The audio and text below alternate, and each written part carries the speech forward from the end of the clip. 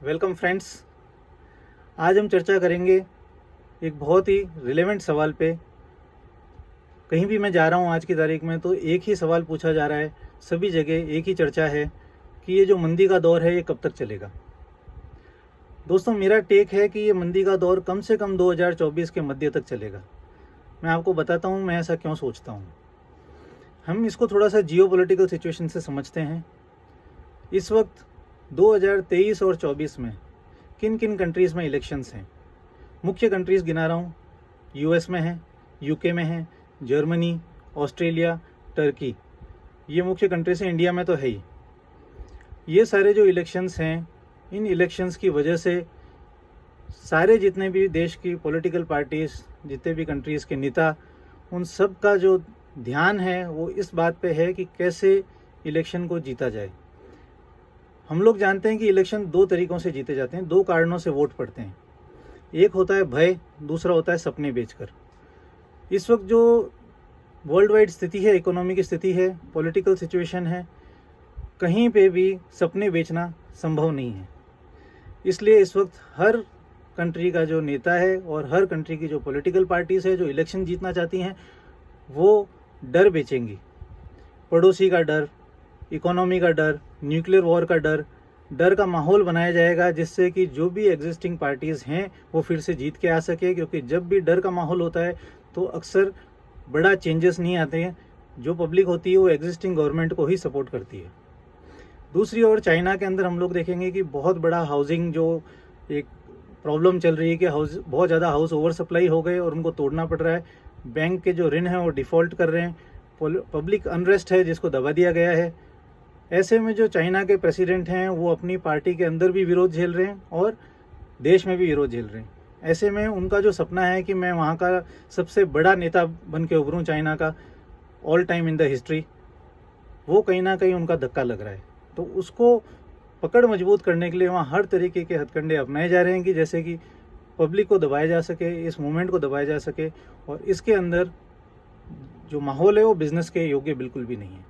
बार बार वहाँ कोविड पे zero tolerance का नाम लेकर के लॉकडाउन लगाए जा रहे हैं ताकि लोग घरों से बाहर नहीं आए।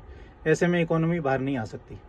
तो मेरा टेक ये है कि 2024 मध्य से पहले, जब तक ये सारे इलेक्शंस नहीं हो जाते हैं और वापस स्टेबल गवर्नमेंट्स नहीं बन जाती है, तब तक मंदी से बाहर आने के चांसेस बहुत ही कम हैं। अब हम ये चर्चा करते हैं कि आखिर हम क्या कर सकते हैं ऐसे में। बहुत डिफ़िकल्ट है ये बताना कि हम क्या कर सकते हैं, लेकिन मैं ये बता सकता हूँ या बताने की कोशिश कर सकता हूँ कि हम क्या न करें। इस वक्त दोस्तों, हम बिल्कुल भी किसी भी स्पेक्यूलेटिव कमोडिटी के ऊपर, जैसे कि बिटकॉइन हो गया, क्रिप्टो करेंसी हो गई, MCX, NCDX, शेयर बाज़ार, इसके अंदर बिना प्रॉपर नॉलेज के, बिना प्रॉपर फाइनेंशियल बैकिंग के इन्वेस्टमेंट्स करके पैसा कमाने की कोशिश न करें। 9 आउट ऑफ 10 चांसेस रहेगा कि आप पैसा डुबोएंगे। मैं छोटे इन्वेस्टर्स की बात कर रहा हूँ। बिजनेसेस में क्या करें? बिजनेसेस में इस वक्त कोई तरीका का बहुत एग्रेसिव एक्सपेंशन ना करें, क्योंकि ऊँट किस करवट बैठेगा ये अभी किसी को पता नहीं है। तो हम लोग जो ऑलरेडी एक्सपेंशंस कर चुके हैं या कर रहे हैं, प्रोसेस में, उसको कंप्लीट करें। जो एग्जिस्टिंग बिजनेसेस हैं उसको कंसोलिडेट करें। उसमें कोई आपको ग्रोथ लानी है या कोई नॉलेज बेस बढ़ाना है। अगर आप प्रोफेशनल्स हैं तो अपनी नॉलेज को बढ़ाएं, पढ़ाई करें, रेफरेंस बुक्स पढ़ें, वीडियोस देखें। लेकिन इस वक्त कंसोलिडेट करने का समय है। इस वक्त एक्सपेंशन बहुत ज़्यादा करने का समय नहीं है। न्यू प्रोजेक्ट्स डालने का समय इस वक्त नहीं है, क्योंकि ये क्लियरली अभी कुछ नहीं पता चल सकता है कि बाज़ार किस रुख पे जाएगा। तो हमें लिक्विडिटी को मेंटेन करके रखना है। जो भी हमारे पास लिक्विडिटी है उस लिक्विडिटी को मेंटेन करके रखना है। एग्जिस्टिंग जो भी बिजनेस है उसको हमको सहेज के करना है। कोशिश करें कि आप अपने एम्प्लॉयज़ को सबको मेंटेन करके चलें। उनको कैसे मेंटेन कर सकते हैं इस पे दिमाग लगाएं। जैसे बिजनेसेस की प्रॉब्लम है वैसे एम्प्लॉयज़ की भी प्रॉब्लम है।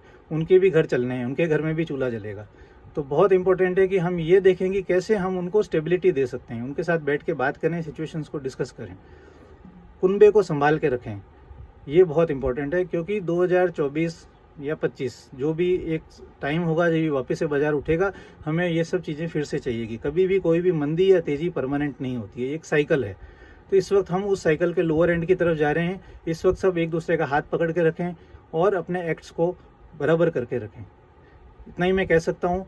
बाकी जो भी व्यक्ति अपने अपने सिचुएशन के हिसाब से एनालाइज कर सकते हैं। यदि कोई स्पेसिफिक आपको डिस्कशन करना है या कोई स्पेसिफिक सवाल है तो आप कमेंट सेक्शन में आप पूछ सकते हैं या मुझे संपर्क कर सकते हैं। मैं कोशिश करूँगा कि अपने अनुभव के आधार पर आपको उसका एक्सप्लेनेशन या उसको चर्चा करके कोई रेजोल्यूशन निकाल सकें।